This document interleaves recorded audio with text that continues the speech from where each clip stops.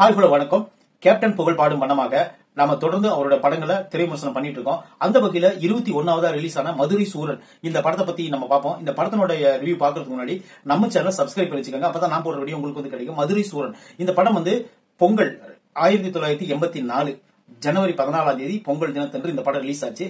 இந்த படத்துல வந்து விஜயகாந்த், அனுராதா, ராதா ரவி, வெந்நீர் அடிமூர்த்தி, காந்திமதி, செந்தில்னு சொல்லிட்டு ஒரு ஆனந்த் அப்படின்னு சொல்லிட்டு நிறைய பேர் நடிச்சிருப்பாங்க இந்த படத்துல.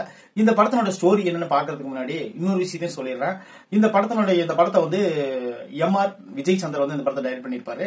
இதே தீபாவளி அன்னைக்கு இன்னொரு படம் விஜயகாந்த் சார் படம் ரிலீஸ் ஆச்சு. அது என்ன படம் பாத்தீங்கன்னா மெட்ராஸ் வாத்தியார். அந்த படத்தை வந்து விஜய் பாஸ்கர் டைரக்ட் பண்ணிருப்பாரு.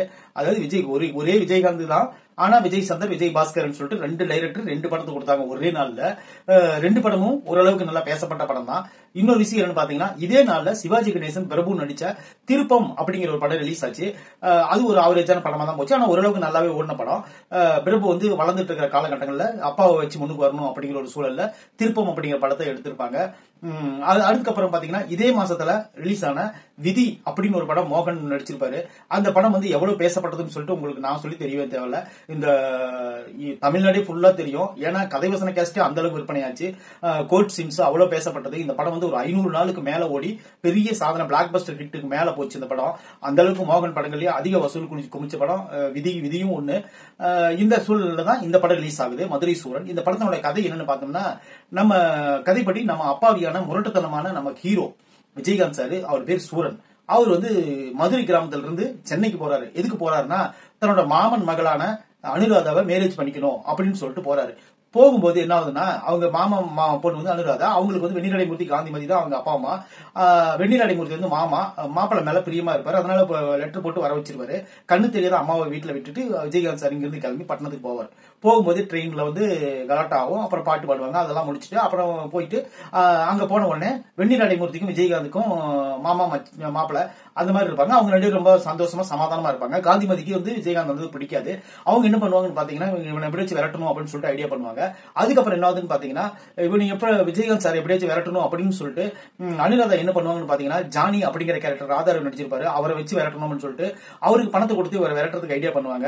ஒரு கட்டத்தில் ஆகுதுன்னு பாத்தீங்கன்னா அவங்களே வில்லனா மாறும்போது விஜயகாந்த் அவங்க கிட்ட இருந்து காப்பாத்துவாரு. காப்பாத்தின உடனே அனுராதாவுக்கும் விஜயகாந்துக்கும் லவ் வந்துடும். அப்ப என்ன ஆகுதுன்னு பாத்தீங்கன்னா அவங்க லவ் பண்ணிட்டு இருக்கும்போது காந்திமதிக்கு சுத்தமாக பிடிக்காது. உடனே காந்திமதி என்ன பண்ணுவாங்கன்னு பாத்தீங்கன்னா எப்படியாவது இவங்க ரெண்டு லவ் பிரிக்கணும்னு சொல்லிட்டு ராதாரவி கிட்ட பணம் கொடுப்பாங்க. அதுபடி பிரிச்சாரா இல்லையா, அதுக்கப்புறம் விஜயகாந்த் சார் அந்த அம்மாவும் சேர்ந்தாங்களா இல்லையா, வெந்நீர் அடைமூர்த்தி என்னாச்சு அப்படின்னு சொல்லிட்டு இந்த படத்தை மொத்த கதையை முடிச்சிருப்பாங்க. மதுரை சூரன் இந்த படம் வந்து ஒரு சூப்பரான படம். இந்த படம் இன்னைக்கு காலகட்டத்துக்கு பார்த்தா கூட நம்மளுக்கு இந்த போர் அடிக்காத போற திரைக்கதை அமைச்சிருப்பாங்க. விஜய் சந்திர வந்து இந்த படத்தை டைரக்ட் பண்ணிருப்பாரு. இந்த படத்துக்கு மியூசிக் வந்து யாருன்னு பாத்தீங்கன்னா சங்கர் கணேஷ் தான் வழக்கம் போல. செந்தில் காமெடி வந்து ஓரளவுக்கு சொல்லும்படியா இருக்கும். ஆனா இருந்தாலும் அவ்வளவுக்கா இருக்காது. விஜயகாந்த் சார் இந்த படத்தை காமெடி பண்ணிருப்பாரு.